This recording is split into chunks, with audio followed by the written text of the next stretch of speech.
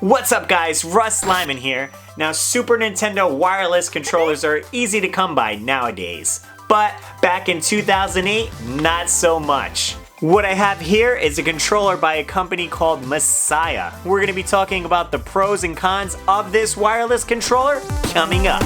Russ, what you doing? Russ, what you doing? Russ, what you doing? Let's find out! Now the backstory behind this controller is the company put out a clone console called Generation NEX. It was able to play NES games and Famicom games. This system came with a unique style controller that resembled an NES controller, but it was a little bit more bulky. It did have turbo buttons, and in some instances you were able to get a wireless option as well. The console was received with mixed reviews, but later on it led to Super Nintendo wireless controllers that they were offering as a limited edition. Being able to use wireless controllers for your retro system that didn't come out in the 80s and didn't use infrared as a means of communication, this was unheard of.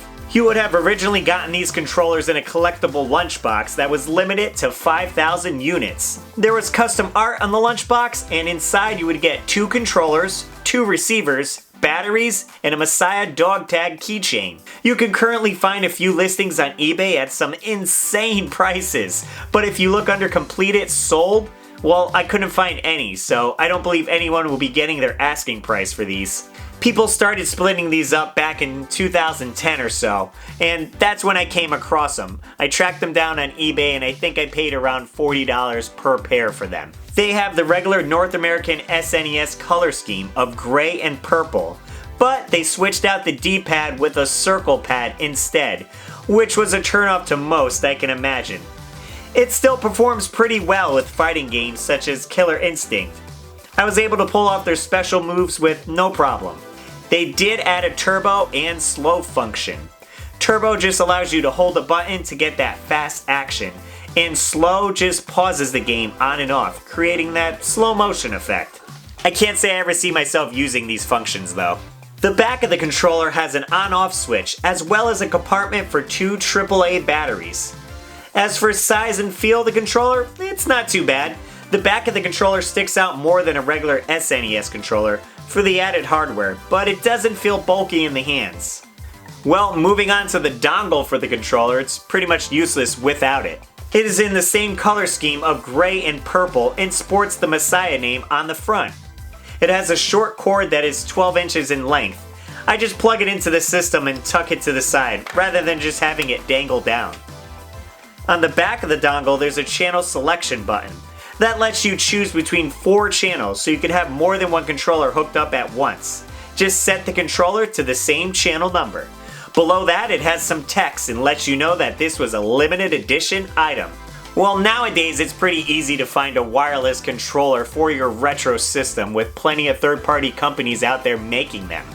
Everything is running off of Bluetooth now, making the controllers compatible with multiple systems, such as the 8BitDo SNES wireless controller.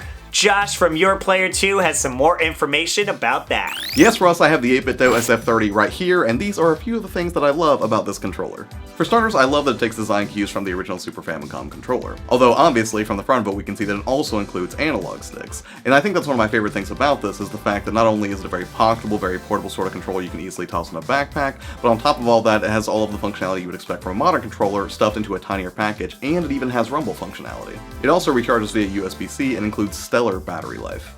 The D-pad and face buttons feel great on this controller, and the shoulders do as well, although it's a little trickier to pull those triggers based on the form factor of the controller, but still, it's incredible if they were able to pop in all of the buttons that you would expect from a modern controller in such a retro, tiny package.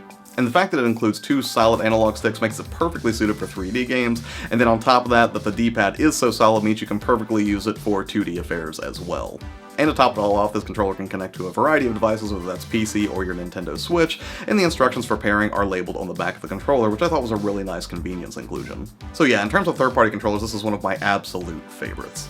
And well, that's my review and overlook of the Messiah wireless SNES controller.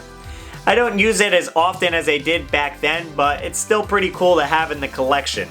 I do hope to pick up one of those 8-bit DOE wireless controllers and see how those work out. This way I can use it on my Switch as well. Well guys, let me know your thoughts on wireless controllers for retro systems. Or are you guys not ready to cut the cord yet and you guys stick with the wired?